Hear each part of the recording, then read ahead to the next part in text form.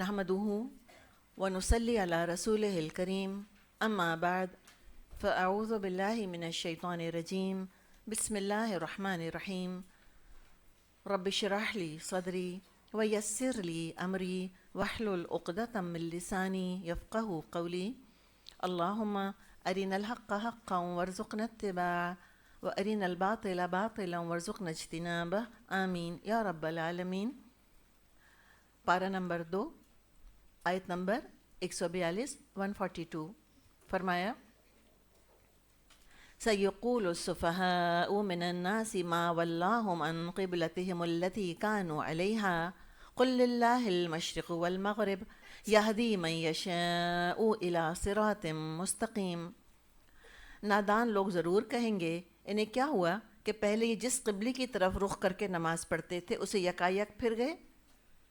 اے نبی صلی اللہ علیہ وسلم ان سے کہیے مشرق اور مغرب سب اللہ کے ہیں، اللہ جس کو چاہتا ہے سیدھی راہ دکھا دیتا ہے۔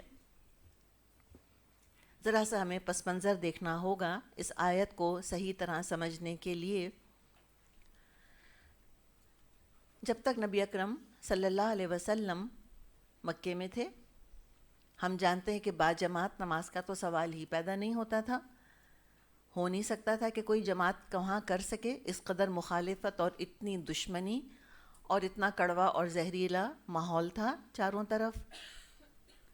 لیکن بیت اللہ کے پاس، خانہ کعبہ کے پاس آپ صلی اللہ علیہ وسلم نماز ادا کیا کرتے تھے۔ بیت اللہ آپ کے سامنے ہوتا تھا۔ پھر اس طرح بھی بعض دفعہ ممکن تھا مکہ میں رہتے ہوئے کہ بیت اللہ کی طرف بھی رخ ہو، وہ تو سامنے ہی تھا، ظاہر ہے وہ تو سینٹر ہی تھا مکہ کا، اس کو تو کوئی اگنور ہی نہیں کر سکتا تھا۔ تو ممکن کیا تھا کہ بیت اللہ کی طرف بھی رخ ہو اور بیت اللہ کے ساتھ بیت المقدس کی طرف بھی رخ ہو، دونوں ایک ہی ڈائریکشن میں تھے۔ اچھا، اب خانہ کعبہ بیت اللہ تو ایک کیوبوئڈ ہے، ہم دیکھتے ہیں، تو نبی اکرم صلی اللہ علیہ وسلم کہاں کھڑے ہوتے ہوں گے کہ جہاں سے پھر بیت اللہ اور بیت المقدس دونوں کی طرف رخ ہو سکے؟ تو کہتے ہیں وہ جو رکن یمانی کا آپ کو اندازہ ہے نا، جب ہم طواف کرتے ہیں ظاہر ہے بیت اللہ ہمارے لیفٹ سائڈ پر ہوتا ہے، ہم پھر حتیم کراس کر کے پھر مڑ کر ہم آتے ہیں تو الٹے ہاتھ پر رکن یمانی آتا ہے، چھوٹا سا ایک انہوں نے وہاں پہ کھولا ہوا ہوتا ہے غلاف، پھر وہاں سے چل کے سیدھے جاتے ہیں تو آگے الٹے ہاتھ پہ حجر اسود آ جاتا ہے۔ یہ جو دو کونے ہیں نا، یہ جو کونے اس کے بیچ میں جو دیوار ہے، اس رخ پہ کھڑے ہوتے تھے آپ صلی اللہ علیہ وسلم۔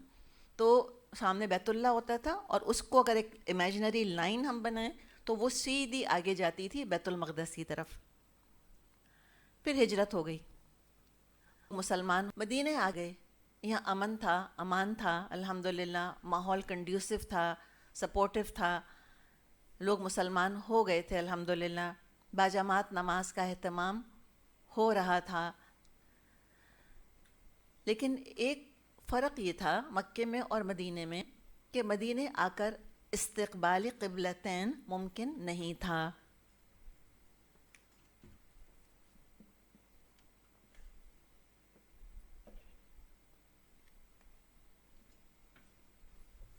استقبال کا مطلب ہوتا ہے رخ کرنا، اسی سے ہم اردو والا بھی استقبال استعمال کرتے ہیں۔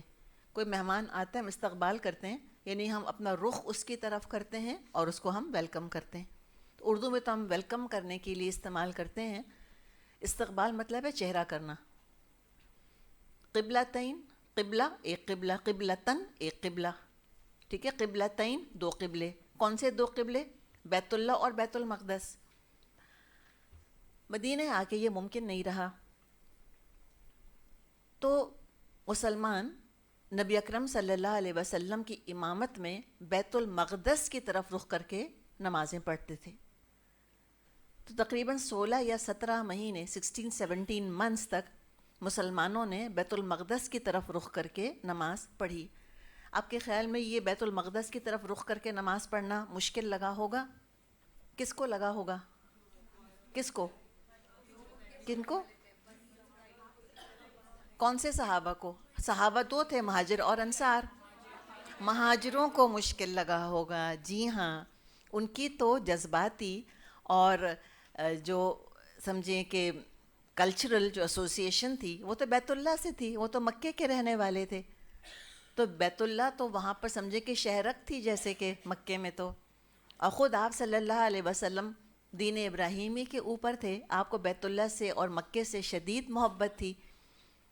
حدیث میں آتا ہے کہ جب آپ ہجرت فرما رہے تھے اور ایک جگہ آپ پہنچے جہاں ایک راستہ پلٹ کر دوبارہ مکے کی طرف جاتا تھا اور ایک راستہ پھر آگے مدینے کی طرف جاتا تھا، تو آپ وہاں ٹھہر گئے اور آپ نے مکے کی طرف رخ کیا تھا اور آپ نے فرمایا تھا اے مکہ مجھے تجھ سے بہت محبت ہے لیکن یہاں کے شہری مجھ کو رہنے نہیں دیتے۔ تو آپ کو مکہ بہت یاد آیا کرتا تھا۔ صحابہ ہجرت کرنے کے بعد بیمار ہو گئے تھے اور ان کے اشعار پڑھیں تو اندازہ ہوتا ہے کہ وہ کتنی شدت سے مکے کو مس کیا کرتے تھے۔ اور یہ معاملہ ہوتا ہے انسان کا، دین کی محبت اللہ تعالیٰ نے ہمارے دل میں ڈالی ہے، حقیقت ہے۔ جو جس جگہ کا رہنے والا ہوتا ہے وہ اس جگہ سے شدید محبت کرتا ہے۔ جیسے اپنے ملک کا پرچم دیکھ کر آنکھوں میں آنسو آتے ہیں، کہیں کہ جا کے آپ نیچرلائزڈ ہو جائیں، سٹیزن شپ لے لیں، کچھ کر لیں، اس جگہ کا جھنڈا دیکھ کے وہ فیلنگ نہیں آ سکتی۔ تو یہ معاملہ تھا۔ بہرحال حکم شاق تھا لیکن اللہ تعالیٰ کی طرف سے حکم آیا تھا، یعنی کہ بیت المقدس کی طرف رخ کر کے نماز پڑھنی، تو 16-17 مہینے بیت المقدس کی طرف رخ کر کے نماز پڑھتے رہے۔ اور بیت المقدس یہود کا بھی قبلہ تھا۔ کب سے تھا؟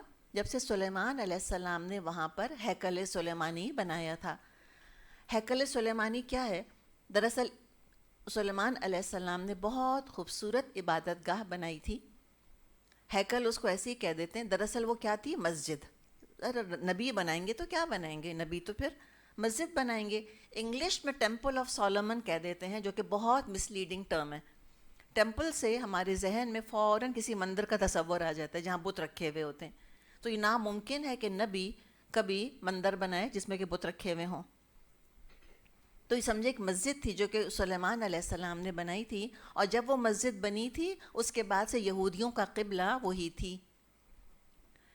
تو ایک طرح سے اس میں دیکھیں کہ ایک ہم نے کہا تھا نا کہ ایولیوشن جو ہوتی ہے اعمال کے اندر، تو آتے ہی قبلہ بیت اللہ کی طرف ہو سکتا تھا لیکن ابھی یہود کو ایلینیٹ نہیں کرنا تھا۔ تو ہم دیکھتے ہیں کہ اسلام کتنا بیدار مغز قیادت کا تقاضا کرتا ہے، کتنی الرٹ لیڈرشپ کا تقاضا کرتا ہے کہ ڈونٹ رفل فیدرز unnecessarily، بلا وجہ لوگوں کو ابھی ایلینیٹ نہیں کرو۔ تو بیت المقدس کی طرف رخ کرنے کے بہت سے سیاسی فائدے بھی تھے، بہت سے تبلیغی فائدے بھی تھے۔ یہود کو قریب آنے کا موقع دیا، اپنائیت کا اظہار کیا گیا، یکجہتی کا اظہار کیا گیا ان کے ساتھ، اور اس سے ان کے دل نرم ہونے چاہیے تھے۔ جیسے ہم کئی دفعہ بات کر چکے ہیں کہ اسلام بلا وجہ کلیش نہیں چاہتا، کہ بلا وجہ ٹکرائے جاؤ، بلا وجہ بیکار کی باتوں پہ سٹینڈ لو، بلا وجہ اگریسو بنے رہو۔ یہ کہاں اسلام کا مزاج ہے؟ پتہ نہیں ہم مسلمانوں کا مزاج کیوں ڈسٹارٹ ہو گیا۔ اسلام یہ نہیں چاہتا، ٹھنڈے رہو، سکون سے کام کرو، سب مل جل کے رہیں، اس سے اچھی کیا بات ہے؟ اور تو اس کا یہاں پر ذکر ہے۔ پھر کیا ہوا؟ 16 یا 17 مہینے کے بعد اللہ تعالیٰ کی طرف سے حکم آیا کہ بیت اللہ کی طرف اب رخ کر لو، تو بیت المقدس کے بجائے اب بیت اللہ رخ کر لو، یعنی قبلہ بیت اللہ بن گیا۔ ایک آیت ہے لیکن بہت سے سبق ہیں جو کہ ہم کو اس میں اللہ تعالیٰ کی طرف سے مل رہے ہیں۔ نمبر 1، بیت المقدس کی طرف رخ کرنے کا حکم قرآن میں موجود ہی نہیں، تو کہاں سے آیا؟ اس سے یہ پتہ چلا کہ وحی خفی ہے، آپ صلی اللہ علیہ وسلم پر اور بھی وحی آیا کرتی تھی جو کہ قرآن کا حصہ نہیں ہے۔ تو جس طرح دین میں کتاب اللہ حجت ہے، کتاب اللہ پروف ہے، اسی طرح دین میں قول رسول صلی اللہ علیہ وسلم حجت ہے، ایبسلیوٹلی اٹس اے پروف۔ جب آپ مدینہ تشریف لائے اور جب آپ نے جماعت کروائی تو آپ نے بیت اللہ کی طرف رخ نہیں کیا، آپ نے بیت المقدس کی طرف رخ کیا۔ کسی نے آپ سے آ کے نہیں پوچھا کہ کہاں لکھا ہے قرآن میں، کیا کر رہے ہیں آپ؟ یہ ہے ان کویسچننگ اوبیڈینس جو کہ رسول صلی اللہ علیہ وسلم کی کرتے تھے صحابہ، تو سوچیں ان کا 120% ٹرسٹ تھا آپ صلی اللہ علیہ وسلم پر کہ جو آپ عمل کر رہے ہیں یقیناً یہ اللہ کی طرف سے ہے. ان کو شک ہی کوئی نہیں تھا. وہ تو بعد میں شکوک شبہات پیدا کیے گئے ہیں اور قرآن اور حدیث میں اتنا ڈویژن یا کلیش پیدا کرنے کی کوششیں کی گئی ہیں. یہ حقیقت سازشیں ہیں، اس میں کیا شک ہے؟ یہ سارے انٹلیکچوئل علمی حملے ہیں جو اسلام پر کیے گئے ہیں کہ کسی طرح قرآن اور حدیث کو دو الگ الگ، نہ صرف الگ بلکہ مخالف سورسز کے طور پہ پیش کیا جائے. حالانکہ جو صحیح عقیدہ وہ یہ ہے کہ قرآن اور حدیث دونوں ہمارے لیے حجت ہیں، کتاب اللہ اور رسول اللہ. ایک تو یہ.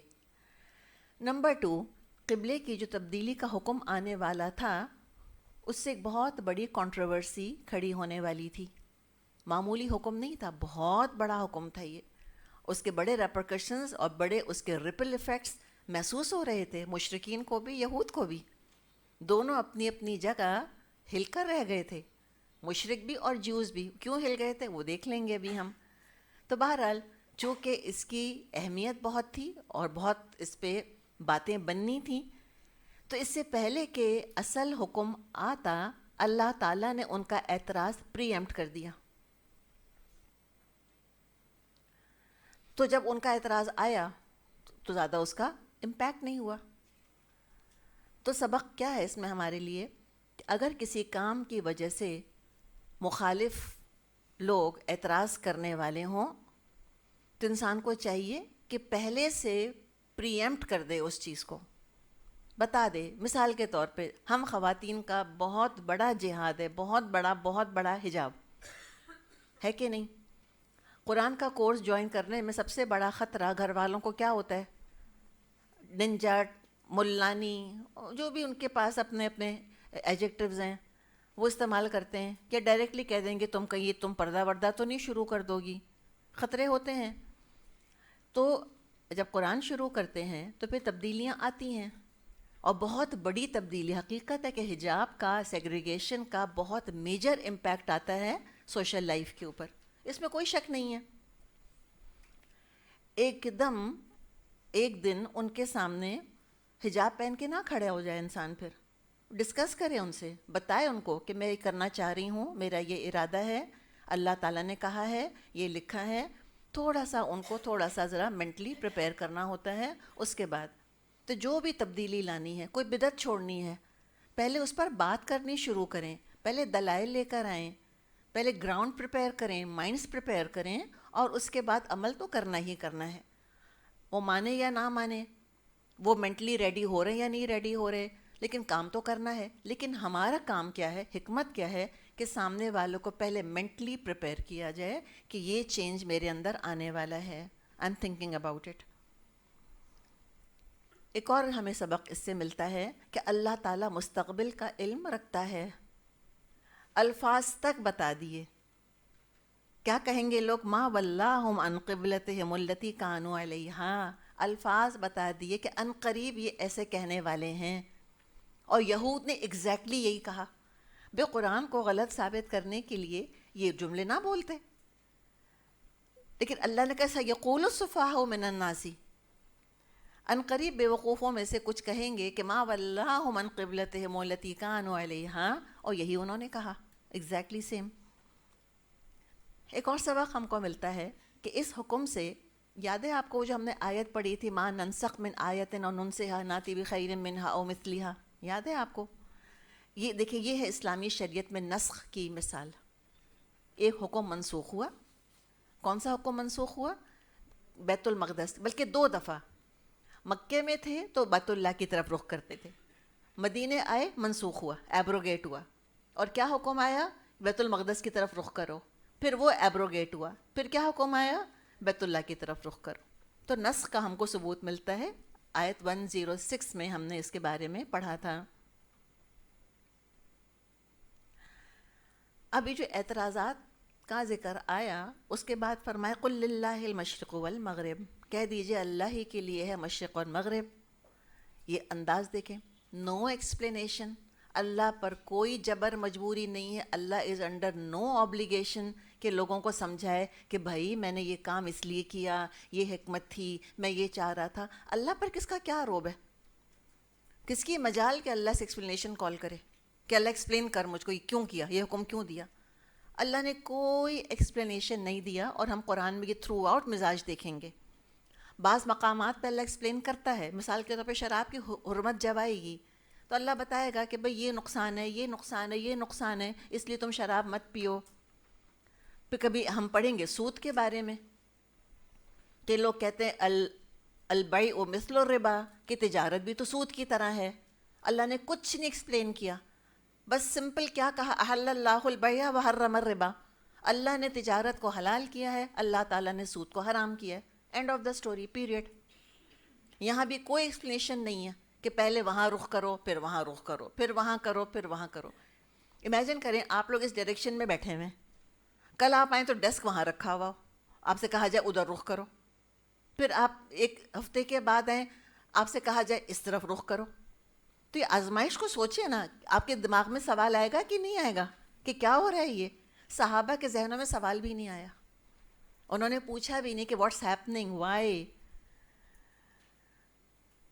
تو لہٰذا اللہ کے حکم کو ایز اٹ از مان لینا کہ سمعنا و اطعنا, بھئی ہم نے سنا, ہم نے اطاعت کری. تو اگر کوئی اللہ کے حکم کے بارے میں بہت بحث کرنا چاہے کہ تم کیوں یہ کام کر رہی ہو, تم یہ کام کیوں چھوڑ رہی ہو, تو ریزولو کرنے کا سب سے شارٹ طریقہ, دا شارٹیسٹ کٹ کیا ہے کہ ہم کہہ دیں کہ اللہ جو چاہتا ہے حکم دیتا ہے, اللہ کا حکم ہے. اتنی خوبصورت عربی کی کہاوت ہے, وہ کہتے ہیں علت کل امر انہ امر. ہر حکم کی جو دلیل ہے کہ حکم کیوں مانا جائے, اس لیے کہ وہ حکم ہے. سمپل بات ہے بالکل. تو کٹ اے لانگ سٹوری شارٹ, اور یہ آپ آزما کے دیکھیں, جتنا زیادہ ہم ڈیفینسو پر جائیں گے احکامات کے بارے میں, جتنی ہم داستانیں بنائیں گے کہ حجاب اتنا ضروری ہے اور عورت کو ہراسمنٹ سے وہ بچاتا ہے اور پھر وہ یوں کرتا ہے, اتنے وہ 100 دلیلیں سامنے سے لے کر آئیں گے. اور ہم جانتے ہیں کہ 100 پردوں میں بھی کوئی عورت اس ہراسمنٹ سے نہیں بچ سکتی, یہ فیکٹ ہے. تو لہٰذا یہ دلائل جو ہیں ان کے بارے میں کاؤنٹر دلائل آئیں گے, آرگیومنٹس اینڈ کاؤنٹر آرگیومنٹس کا سلسلہ شروع ہو جاتا ہے. بس ایک چیز فرض ہے. لوگ کہتے ہیں نماز, ہم کہتے ہیں ہاں نماز پڑھنے سے اللہ یاد آئے گا, تو آپ کو 10 مثالیں گنوا دیں گے وہ کہ نماز پڑھنے والے کتنے جھوٹے ہوتے ہیں, کتنے دھوکے باز ہوتے ہیں, کیسے وائف بیٹرز ہوتے ہیں, کیسے غیبت کرنے والی ہوتی ہیں نماز پڑھنے والیاں, کتنی بدتمیز ہوتی ہیں. وہ آپ کو 10 دلائل دے دیں گے.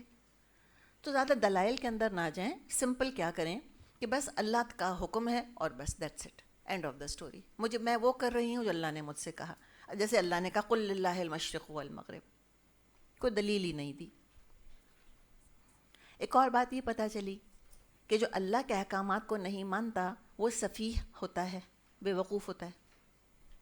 اس لیے کہ سیقول السفہاء من الناس ما ولاھم عن قبلتہم التی کانوا علیہا. اپنا برا بھلا وہ خود ہی نہیں جانتا جو اللہ کی بات نہیں مانتا. تو اللہ ہمیں بے وقوفی سے بچائے. کسی کو بے وقوف ہونا اچھا نہیں لگتا, کوئی نہیں چاہتا ہم میں سے کہ کوئی ہم سے کہے کہ تم بے وقوف ہو. بہت انسلٹ فیل ہوتی ہے اور ہونی چاہیے. آپ کا کیا خیال ہے, کمپلیمنٹ ہے بے وقوف ہونا؟ نہیں. الناس من الناس, یہ الناس میں کون ہے, کون کہیں گے, کون کنٹروورسی کھڑی کریں گے؟ یہود اور مشرک اور منافق, تینوں شامل ہیں. ہم نے بات کی تھی کہ اس کے بڑے ریپلز ہیں جو کہ معاشرے میں پیدا ہوئے. تحویل قبلہ, اس کو تحویل قبلہ کہا جاتا ہے. تحویل, تا ہا واو یا لام. تحویل, حول کا مطلب ہوتا ہے گھوم جانا, ٹو ٹرن.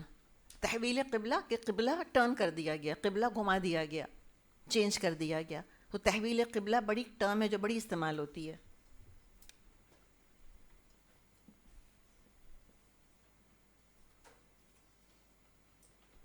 تحویل قبلہ.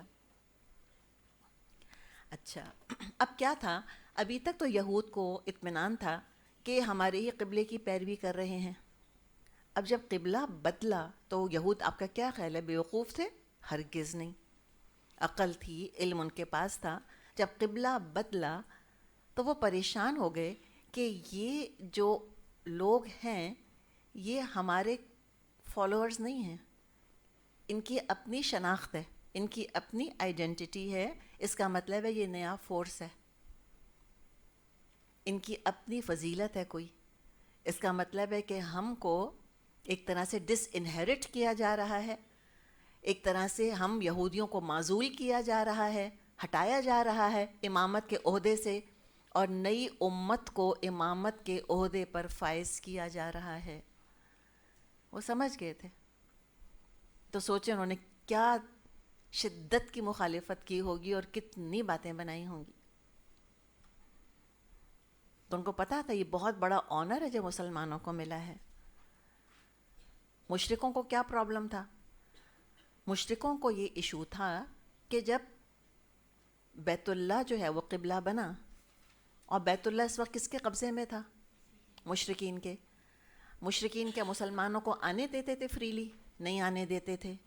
اب جب بیت اللہ قبلہ بنا، ان کے کان کھڑے ہوئے کہ ان کا قبلہ ہمارے قبضے میں ہے، تبھی عنقریب کیا چاہیں گے؟ اپنے قبلے کو آزاد کرانا. تو وہ سمجھ گئے اس چیز کو کہ اب تو دشمنی جو ہے اب یہ تو ہتھیاروں تک پہنچنے والی ہے. منافقین، ان کا تو پہلی ڈولتا ڈگمگاتا ایمان. سوچیں ذرا، جو پہلی کنارے پر کھڑا ہو اس کو تو بس ایک اشارہ چاہیے گرنے کے لیے. وہ کون سے کبھی دین میں پورے کے پورے داخل ہوئے؟ وہ تو ہمیشہ کنارے پر ہی کھڑے رہے. ان کے تو شک ویسے ہی ختم نہیں ہوتے تھے. اور جب کنٹروورسی کھڑی ہو گئی پھر تو سوچ لیں کیا حال ہوا ہوگا. یہ ہوتا ہے کمزور ایمان کا پرابلم. پہلے ہی ایمان مضبوط نہیں ہے. جب مضبوط سالڈ گراؤنڈ پر ہیں تو سٹیبل نہیں ہیں. تو ذرا سی بھی کوئی کنٹروورسی جنریٹ ہوتی ہے، ذرا سی بھی انسٹیبلٹی آتی ہے، منافق تو سب سے پہلے بھاگ کھڑا ہوتا ہے. انہوں نے تو خوب باتیں بنائی منافقوں نے کہ عجیب بے معنی حکم ہے، کبھی کہتے ہیں یہاں کبھی کہتے ہیں وہاں. تو سبھی اپنی اپنی جگہ پریشان تھے.